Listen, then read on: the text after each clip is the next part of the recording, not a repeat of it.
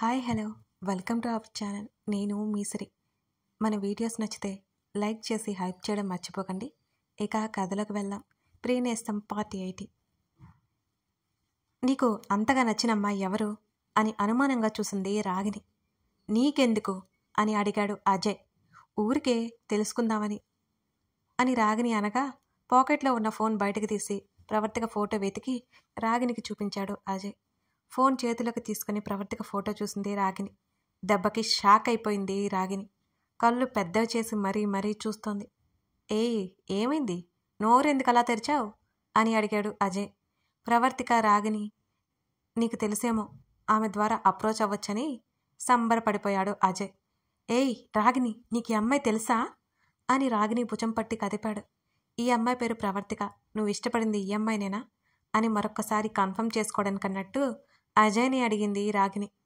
అవును, చాలా బాగుంది కదా అంటూ చిన్నగా నవ్వుకుంటూ రాగిని వైపు చూశాడు అజయ్. కోపంతో పళ్ళు బిగించింది రాగిని.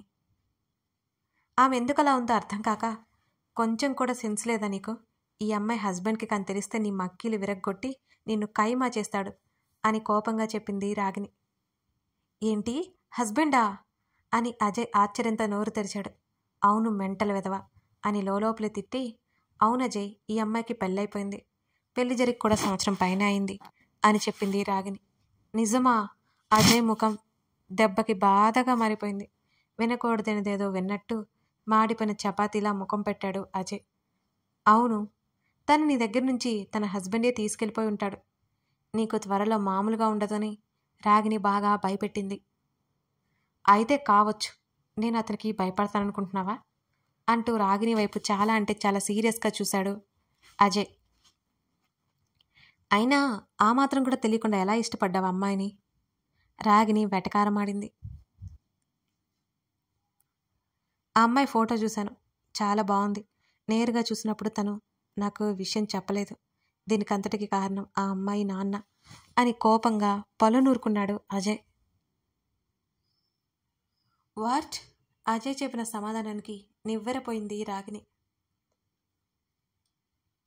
అవును, వాళ్ళ అమ్మాయికి పెళ్ళైన విషయం నా దగ్గర దాచి నాతో పెళ్లి చేయాలి అనుకున్నాడు. ఇప్పుడిప్పుడే ఈ విషయం అర్థమవుతోంది. వాడి మాటలు నమ్మి ఢిల్లీ నుంచి ఇక్కడికి వచ్చాను అని ముఖం వేలాడి తీసుకున్నాడు అజయ్. అదే మాటలు నమ్మశక్యం కాక, నువ్వు కేవలం ఆ అమ్మాయి కోసమే వచ్చావా అని అడిగింది రాగిని అనుమానంగా చూస్తూ. అవును, ఆ అమ్మాయి కోసమే వచ్చాను అని నీరసంగా బదిలిచ్చాడు అజయ్. ప్రవర్తికని ఎలాగైనా తన భార్యని చేసుకుని ఆమె ప్రేమ పొందాలి అనుకున్న అజయ్కి ముందే ప్రవర్తికకి పెళ్ళైపోయిందని తెలిసి కష్టంగా ఉంది. అమ్మాయి కోసం వచ్చిన వాడివి డాడీతో ఎందుకు తిరుగుతున్నావు సూటిగా అడిగిన రాగిని మాటలకు అయోమయంగా చూశాడు అజయ్. మావయ్యకి కూడా ఈ విషయం తెలుసు. డాడీకి మావయ్య హాస్పిటల్ పనులు చూసుకుంటానని చెప్పేసి వచ్చాను. అందుకే మావయ్యతో పాటు తిరుగుతున్నాను. డాడీ నన్నెప్పుడూ కనిపెడుతూ ఉంటాడు కదా. అంతేకాకుండా ఆ అమ్మాయి వాళ్ళ నాన్న మావయ్య దగ్గర పని చేస్తాడు. అతని కోసం వెతుకుతున్నాను అని మరింత దిగులుగా చెప్పాడు అజయ్. అజయ్కి ఏం తెలియదేమో అని అనిపించింది రాగినికి. నువ్వు చెప్పేది నిజమా? తన అనుమానం నివృత్తి చేసుకోవడానికి అన్నట్టు రాగిని మరోసారి అడిగింది. అవును, అయినా ఎన్నిసార్లు అడుగుతావు? అసలే ఆ అమ్మాయి మిస్ అయిందని నేను బాధపడుతుంటే అని అంటూ ముఖం చిట్లించాడు అజయ్. అజయ్, నువ్వు ఎలాంటి వాడువో నాకు తెలియదు, కానీ నీతో ఒక నిజం చెప్పాలి. నువ్వు నాకు హెల్ప్ చేస్తావా అని అడిగింది రాగిని. ఏంటది? త్వరగా చెప్పు. మామయ్య హాస్పిటల్కి రమ్మన్నారు అని అజయ్ అనగానే తేరుకొని, ఒకవేళ తన తండ్రి మీద ఉన్న ఇష్టంతో అజయ్ తండ్రికి చెప్తే, వద్దొద్దు, ఇప్పటికే తన తండ్రి మూలంగా ఎందరివో ప్రాణాలే పోయాయి. అర్జున్ ప్రవర్తిక ప్రాణాలు కూడా రిస్క్లో పెట్టలేదు. తను చెప్పాలి అనుకోలేదు కూడా. ఏం లేదులే, నాకు కొంచెం పనుంది, షాపింగ్ మాల్లో నన్ను తీసుకువెళ్తావా అని అడిగింది రాగిని. ఇప్పటి వరకు అతని నిలదీసినట్టుగా మాట్లాడిన రాగిని మాటలకు, ఇప్పుడు మాట్లాడుతున్న రాగిని మాటలకు పొంతనే కుదరలేదు అజయ్కి. తనంటేనే చిరుబుర్లాడే రాగిని తనతో పాటు షాపింగ్ మాల్కి వెళ్ళాలి అంటుంటే అతనికి వింతగా తోచింది. సరే 2 క్షణాలు ఆలోచించి ఓకే చెప్పాడు అజయ్. అమ్మో, తొందరలో చెప్పేసేదాన్ని అని మనసులో అనుకుని ఆ గదిలో నుంచి బయట వెళ్ళిపోయింది రాగిని. అతని నుంచి బయటపడింది. రాగిని మనసులో ఏముందో అర్థం కాలేదు అజయ్కి. ప్రవర్తిక ఎప్పటికీ తన భార్య కాలేకపోయినందుకు అతను దిగులు పడుతూ అలాగే కూర్చున్నాడు అజయ్. జయేంద్ర దగ్గర తెచ్చుకున్న లిస్టులో ఉన్న ఒక్కొక్కరి గురించి పోలీసులతో పాటు వివరాలు సేకరించడం మొదలుపెట్టాడు అర్జున్. ఆ లిస్టులో ఉన్న వాళ్ళు మొత్తం ఎలా చనిపోయారో ఏంటో అని బయటపెట్టిన జయేంద్ర తరపున ఎవరో ఒకరు లొంగిపోతారు తప్ప జయేంద్రని కదిలించలేరు. అందుకే మరో విధంగా అతని అక్రమ పనులు ఛేదించి జయేంద్రని చేరుకునే ప్రయత్నం చేస్తున్నాడు అర్జున్. ఒకరోజు సాయంత్రం ప్రవర్తికకి కాల్ చేశాడు అర్జున్. చెకప్కి వెళ్ళావా అని అడిగాడు ఆమెనే చూస్తూ అతను.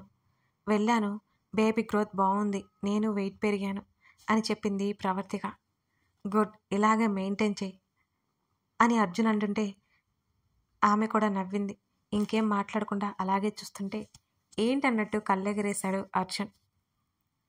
మీరు ఎప్పుడు ఇక్కడికి వస్తున్నారు? ప్రవర్తిక అడిగింది.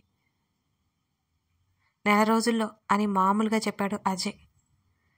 నేను ఇక్కడికి వచ్చి ఎన్ని రోజులైంది? అతన్ని సూటిగా చూస్తూ అడిగింది ప్రవర్తిక. కొన్ని లెక్కలు వేసుకొని 1 నెల 10 రోజులు అవుతుందనుకుంటా అంటూ ఆమె వైపు చూశాడు అర్జున్. ఆమె అలాగే మూతి ముడుచుకొని చూస్తుంటే ఆమె ఏమడిగిందో అర్థమై నాలుగు కరుచుకొని, అంటే అది 1 నెల రోజుల కల్లా వచ్చేద్దామని అనుకున్నాను, ఆఫీస్ పనులు అవ్వలేదు అని చిన్నగా నవ్వుతూ కవర్ చేసుకుంటున్నట్టు చెప్పాడు అర్జున్. మీరు నాకెప్పుడూ అబద్ధాలే చెబుతూనే ఉండండి, నేను మీకోసం ఎంత ఎదురు చూస్తున్నానో తెలుసా అని అంటూ అడిగినట్టుగానే ముఖం పెట్టింది ప్రవర్తిక. చూసావా, నువ్వు అక్కడ ఉండేసరికి చాలా ఆరోగ్యంగా ఉన్నావు, నేను కూడా అత్తలా చూసుకోలేను అని అర్జున్ అంటుంటే దిగులుగా చూసింది అతని వంక ప్రవర్తిక. త్వరగా వచ్చేస్తాను అని చెప్పాడు ఆమె చూపులకి. మీరు ఎప్పుడు వస్తారని అడగనిక, ఇంకో 10 రోజులు చూసి నేనే వచ్చేస్తా ఉక్రోషంగా చెప్పింది ప్రవర్తిక. వస్తావా? ఎలా? నువ్వు ఫ్లైట్లో చేసిన ఫీట్లు సుమ నాకు చెప్పలేదనుకుంటున్నావా? మళ్ళీ ఫ్లైట్లో రాగలవా అని కళ్ళెగరేశాడు అర్జున్. మా ఊర్లో మా ఇంటి దగ్గర పిల్లలు ఉండేవారు, నాతో బాగా కలిసి ఆడుకునేవారు. ఒకసారి నాతో అబద్ధం చెప్పారని చింతవరక తీసుకుని తరిమి కొట్టాను అని చెప్పింది ప్రవర్తిక సీరియస్గా. ఆమెలో వేరియేషన్ చూసి షాక్ అయ్యాడు అర్జున్. తర్వాత ఆమె కోపానికి వస్తున్న నవ్వుని ఆపుకుంటూ నవ్వుకుంటూ, ఇప్పుడు నన్ను కొడతారా మేడం అని అడిగాడు అర్జున్ కూడా నవ్వుతూ. లేదు, అంత కోపం వస్తుందని చెబుతున్నాను, మీరు చెప్పేవన్నీ అబద్ధాలే, నేను ఇక్కడే ఉంటాను, అసలు హైదరాబాద్ రాను, మీరు రమ్మన్నా సరే అని చిన్నపిల్లల అలుగుతూ సీరియస్గా చెప్పింది. నువ్వు ఎలా అంటే అలా అంటూ ఇంకా ఆమె కోపం తెప్పించాడు అర్జున్. మీకు నవ్వులాటగా ఉంది కదా? నవ్వుతున్న అతన్నే చూస్తూ అంది. నా బేబీ ఏం చేస్తుందంటూ అతను మాట మార్చి మామూలుగా అడిగాడు. ఆమె బొజ్జ వైపు చూపించింది ఫోన్ని. కొంచెం అంటే కొంచెం ఎత్తుగా కనిపిస్తోంది చీరలో.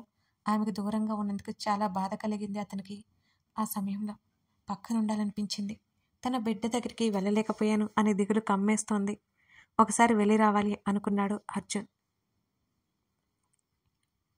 ఫోన్ స్క్రీన్ మీద తన బిడ్డను తడుముకుంటున్నా తడిమి మూమెంట్స్ తెలుస్తున్నాయా అని అడిగాడు అర్జున్. లేదు అంది ఆమె. వీళ్ళని త్వరగా వచ్చేస్తాను అతను చెప్తుంటే ఫోన్ తన వైపుకి పెట్టుకుంది ప్రవర్తిక. ఎదురు చూస్తూ ఉంటాను, జాగ్రత్త మీరు అని పదే చెబుతోంది అతనికి. తర్వాత వాళ్ళ అమ్మ వాళ్ళ ఇంట్లో ఉండడం లేదని మరో ఫ్లోర్లో ఉంటున్నారని చెప్పాడు అర్జున్. కాసేపు మాట్లాడి కాల్ కట్ చేసింది ప్రవర్తిక. వెంటనే ప్రణయ్కి కాల్ చేశాడు అర్జున్. టైంకి భోజనం చేస్తాడో చేయడో అని దగ్గరుండి చూసుకోమని మరీ తన అన్నయ్యతో చెప్పింది ప్రవర్తిక. వాళ్ళ ప్రేమకు తృప్తిగా అనిపించింది ప్రణయ్కి. పిన్ని, నేను పడుకుంటాను, నైట్ భోజనం చేసిన తర్వాత కృష్ణమూర్తి వసుంధరకి చెప్పి గదిలోకి వచ్చింది ప్రవర్తిక. కాసేపు అటు ఇటు వాక్ చేసి పడుకోరా అంటూ ప్రవర్తికకి మరోసారి గుర్తు చేసింది వసుంధర. అలాగే పిన్ని అంటూ గదిలోకి నుండి చెప్తూనే తలుపులు మూసివేసుకుంది. కబోర్డ్లో జాగ్రత్తగా దాచిన రక్ష డైరీ తీసుకుని ఆమె బెడ్ మీద కూర్చుంది. ఆ డైరీ మీద ప్రేమగా తడుముతూ, మీ కథ ఇదివరకే తెలిసినా మళ్ళీ మళ్ళీ తెలుసుకోవాలనిపిస్తోంది రక్ష. నువ్వు నాకంటే పెద్దదానివి కదా. అక్క అని పిలవాలని లేదు, పేరు పెట్టే పిలవాలనిపిస్తుంది ఎందుకో. చూడ్డానికి నా వయసులాగే అనిపిస్తున్నావు. నువ్వు కూడా మా మధ్య ఉంటే ఎంత బాగుంటుందో కదా అనుకుంటూ డైరీ పేజీ ఓపెన్ చేసింది ప్రవర్తిక. రక్ష గనక ఉంటే తను అసలు అర్జున్ జీవితంలో ఉండదనే విషయం మర్చిపోయింది ప్రవర్తిక. ఎంతో స్వచ్ఛంగా రక్ష కూడా తమతో ఉంటే బాగుండని కోరుకుంటూ డైరీలో ఆమె మొదటి పేజీ తెరిచింది. రక్ష, అందరూ నన్ను ఇలాగే పిలుస్తారు. నిజానికి ఈ పేరు ఎవరు పెట్టారో కూడా నాకు తెలియదు అని రాసి స్మైల్ సింబల్ వేసింది. మరొక పేజీ తిప్పింది. ఆశ్రమం. నేను పుట్టింది ఎక్కడో తెలియదు కానీ పెరిగింది మాత్రం ఇక్కడే. సుమ. స్నేహానికి నిదర్శనం. నాలాగే తనకి ఎవరూ లేరు. మాకు మేమిద్దరం అయ్యాం. తోడబుట్టిన వాళ్ళం మేమే. రక్త సంబంధం లేని బంధం మాదే. స్నేహం. ఈ బంధానికి పేరు సుమని నా లైఫ్లోకి పంపించినందుకు మొదటిసారిగా దేవుడికి కృతజ్ఞతలు తెలుపుకుంటాను. అప్పటి వరకు ఇదే నా ప్రపంచం. అమ్మా నాన్న అంటే ఎలా ఉంటారో తెలియదు. అన్నం పెట్టిన వార్డెన్లో, చదువు చెప్పిన గురువులో వీళ్ళలో ప్రేమలు వెతుక్కునేదాన్ని. లేదు, దొరకలేదు ఆ ప్రేమ. పసిపిల్లలు అని కూడా చూడకుండా మృగాల్లా మారిపోయే కొందరు నడుమ బిక్కుబిక్కుమంటూ బ్రతికిన రోజులు గుర్తుకొస్తుంటే కన్నీటి ధార ఆగదు. అది చదువుతుంటేనే కళ్ళ నిండా కమ్ముకున్న కన్నీళ్లు తుడుచుకుని మళ్ళీ చదవడం ప్రారంభించింది ప్రవర్తిక. డైరీలో అన్నిటినీ ఎదుర్కోవాలంటే మానసికంగా దృఢంగా ఉండాలి. అంతకుమించి శారీరక బలం కూడా కావాలి. కానీ అది లేదు. అలాంటప్పుడు కావాల్సింది బుద్ధి బలం. అవును. ఆశ్రమం నుంచి బయటకు వచ్చాం. నేను, సుమ. మా తల్లిదండ్రులు ఊర్లో ఉన్నారు. మా అన్నయ్య అయితే ఊర్లో జాబ్ చేస్తున్నాడు. మమ్మల్ని మేము కాపాడుకోవడానికి ఈ లోకాన్ని నమ్మిస్తూ చెప్పిన పెద్ద అబద్ధం ఇది. ఇలా నాకు కూడా ఉంటే బాగుండనిపించేది ఆ అబద్ధం చెప్పినప్పుడల్లా. అది అత్యాశే. టైపింగ్ సెంటర్లో వర్క్ చేసుకుంటూ హాస్టల్లో ఉన్నాము మేమిద్దరం. ఒకవైపు ఆశ్రమంలో ఉండే చింటూగాడికి హార్ట్ సర్జరీ చేయాలి. ఆశ్రమంలో ఒక మేడం హెల్ప్ చేశారు కొంత. పాపం, వాడికి ఎవరూ లేరుగా. నేను దాచుకున్న మొత్తం వాడి సర్జరీకి ఏమాత్రం సరిపోదు. సుమ కూడా హెల్ప్ చేసింది. మా ఖర్చులు పోను వాడి కోసం చాలా డబ్బు పోగేశాం. అయినా సరే సరిపోవే. ఎలా? మందులతో రోజులు గడుస్తున్నాం. వాడు గడుస్తున్నాడు. ఆ క్షణం అనిపించింది నాకు, ఇంకేం బంధాలు వద్దు, ఈ జీవితం ఇలా గడిచిపోనిద్దామని. సుమను ఒక ఇంటిదాన్ని చేద్దామని. దానికి ఆ విషయం తెలియదు. తెలిస్తే అసలు ఒప్పుకోదు కదా. నా బాగోగులు ఆలోచించి నన్ను నన్నుగా ఇష్టపడే ఒకే ఒక్క మనిషి సుమ. బ్రతుకుతున్నానంటే బ్రతుకుతున్నాను. ఏదో దిగులు రోజులు గడుస్తున్నాయంతే. ఆశ్రమం పిల్లలతో పాటు వస్తున్నాను. ఎవరో వెంట నడుస్తున్నట్టు అనిపించింది. నిజంగానే ఒక అతను మా వెనకాలే వస్తున్నాడు. అప్పుడు తెలియదు నాకు వెలుగు చూపించే దారి అతనేనని. కొంచెం కంగారుగా అనిపించింది. కారణం, గతంలో ఎన్నో చేదు అనుభవాలు ఎదురయ్యాయి కాబట్టి. కానీ పట్టపగలు నడి రోడ్డు మీద కాబట్టి భయపడలేదు నేను. అతన్ని సరిగ్గా చూడని కూడా లేదు. అతని ఫేసు మాత్రం నాకు గుర్తుంది. మళ్ళీ అతను ఆ రోజు సాయంత్రం హాస్టల్కి వస్తాడని నేను ఏమాత్రం అనుకోలేదు. నా కోసం ఎవరో అన్నయ్య వచ్చాడని వాడని పిలుస్తుంటే విరక్తిగా నవ్వుకున్నాను. నా కోసం వచ్చేవాళ్ళు ఎవరు ఉండరని ఆవిడకి ఏం తెలుసు? నేను హాస్టల్ నుంచి బయటకు వచ్చేసరికి వార్డెన్ మాట్లాడుతూ ఒక అతను కనిపించాడు. నిజంగా అతను నా అన్నయ్య అయితే ఎంత బాగుండు. నా ఆలోచనకి నాకే నవ్వొచ్చింది. అతనితో మాట్లాడగానే నా కోసం వచ్చానని చెప్పాడు. పొరపాటు పడ్డాడని వాదించినా వినలేదు. నన్ను బయటికి తీసుకెళ్లాడు అతను. పిల్లలతో పాటు వచ్చేటప్పుడు నా వెనక వచ్చిన అతన్ని నేను చూశాను అక్కడ. వెళ్ళగానే నన్ను గట్టిగా ఒక్కసారిగా హత్తుకున్నాడు. ఆ హఠాత్ పరిణామానికి నేను ఆశ్చర్యపోయాను. బలవంతంగా విడిపించుకున్నాడు. అతని స్పర్శ నన్ను చుట్టుకున్నట్టుగానే ఉంది. ఎంతకీ విడిపోలేదు. అతని కౌగిలిలో ఉండాలనిపించింది ఆ క్షణం. ఎందుకో నాకు తెలియలేదు. ఆ తర్వాత వాళ్ళిద్దరూ చెప్పే మాటలకి నవ్వుకున్నాను నేను.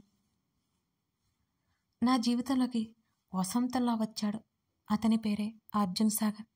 పేరుకు తగ్గట్టే హుందాగా అందంగా ఉన్నాడు. అప్పుడే మొదలైంది అతనితో నా ప్రయాణం. కథ కొనసాగుతోంది. ఈ డైరీలో వచ్చేది మీకు తెలిసే ఉంటుంది. బట్ ఏంటంటే రక్ష అంతరంగం కూడా తెలియాలి కదా. అలాగే ఈ డైరీ ఒక పర్పస్ మీద ఈ స్టోరీలా యాడ్ చేయడం జరిగింది. కథలో రాసేది దేనికైనా ఒక కారణం ఉంటుందిగా. అది మీకు ముందు ముందు అర్థమవుతుంది. లైక్ చేసి కామెంట్ చేసి హైప్ చేయడం మర్చిపోకండి, సరేనా? Thank you for watching this video.